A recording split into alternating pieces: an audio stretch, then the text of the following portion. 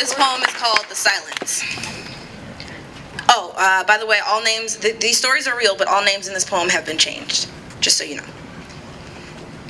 Annie, for the third time this week, brings up her ACT score and how it is better than mine. Later in the week, she brings up her sophomore standing in her AP classes she took in high school. I want to tell her to shut up because regardless of her AP scores and classes, we both got here.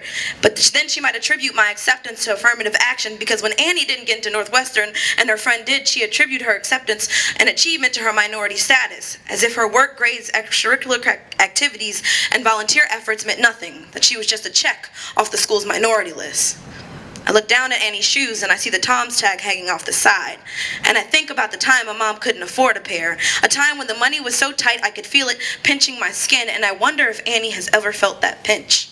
If the plague of poverty have ever crossed the Palatine town lines, and the fact that Annie could attend her local public high school and still have the benefits of a polo team and several AP classes answers my question.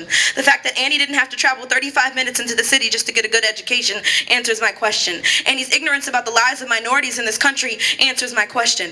But it isn't just Annie. Emily complains about how she woke up in the Carl Sandburg lounge and quickly realized she was the only white person in the room. Brianna hangs the Siwash flag in her room, even though she knows its hateful roots.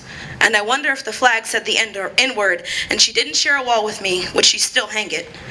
Annie storms into the dorm and complains about how one girl in her class went off on all the other students because she is upset. She is upset because the girl criticized them for talking about her culture, a culture they all knew nothing about. Annie rants about her criticisms as if the girl was out of place, as if she was wrong to correct them about her own culture, as if it would have been better if she just stayed silent. I want to ask Brianna, Annie, and Emily how they would feel if every day they were the only white faces in a sea of minorities. If when they were faced with racist comments, would they speak up against those who asked them to stay quiet? I want to tell them something. I want to say something. I want to speak, but I am silenced. Woo!